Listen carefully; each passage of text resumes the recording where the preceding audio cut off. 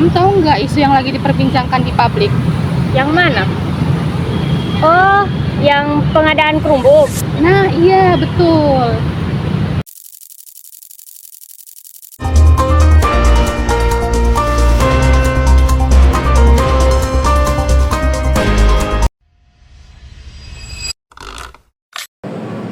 Teman-teman, kami akan membahas salah satu isu publik yang menjadi perhatian besar di tahun 2025, yaitu kasus pengadaan Chromebook yang menuai berbagai kritik terkait efektivitas dan transparansinya. Untuk memahami itu, perlu kita dari awal atau dari dasar. Mengapa Chromebook dari awal diadakan?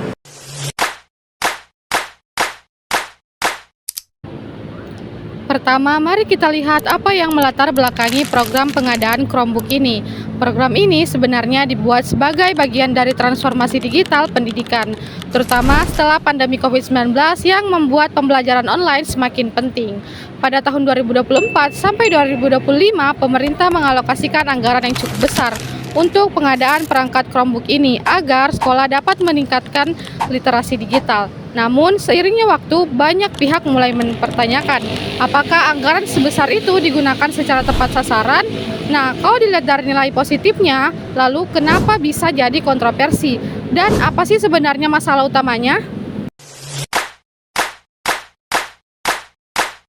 Dalam pelaksanaan pengadaan perangkat Chromebook muncul beberapa permasalahan besar yang memicu kritik publik. Yang pertama, adanya dugaan merekap harga karena perangkat Chromebook yang dibeli pemerintah dinilai jauh lebih mahal dibandingkan harga pasar. Kedua, banyak sekali sekolah melaporkan bahwa spesifikasi Chromebook yang diterima tidak memadai, sering lemot dan tidak sesuai dengan kebutuhan pembelajaran. Ketiga, ada sekolah yang menerima perangkat meskipun fasilitas pendukung seperti Wi-Fi, listrik stabil, atau ruang laboratorium komputer belum memadai. Permasalahan ini tentu menimbulkan dampak bukan hanya pada pengguna, tetapi juga pada citra pemerintah. Sampai sini mungkin muncul pertanyaannya, masalahnya banyak, tapi dampaknya ke siapa? Jadi mari kita lihat dampaknya. Kasus ini berdampak cukup luas bagi berbagai pihak. Bagi sekolah dan siswa, perangkat yang tidak optimal membuat pembelajaran menjadi kurang efektif, bahkan menambah hambatan baru.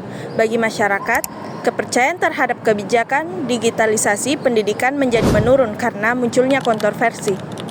Selain itu, kasus ini juga menghidupkan kembali isu lama mengenai efisiensi penggunaan anggaran pemerintah. Dan itu juga membawa kita pada pertanyaan, apakah kasus ini mencerminkan lemahnya penerapan prinsip good governance?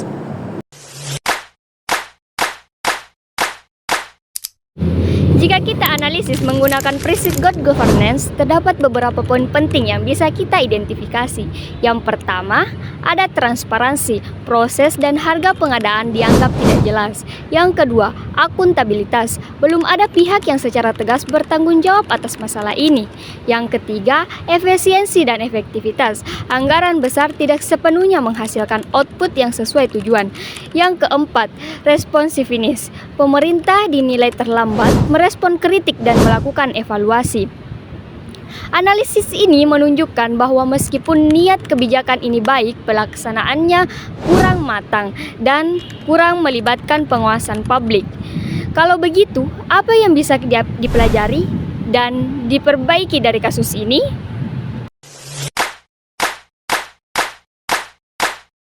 Ya, kawan-kawan, kita dapat melihat bahwa program atau pengadaan Chromebook ini memiliki tujuan yang baik.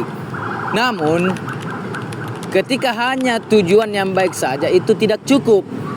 Akan tetapi perlu adanya evaluasi yang matang, manajemen yang matang, dan transparansi.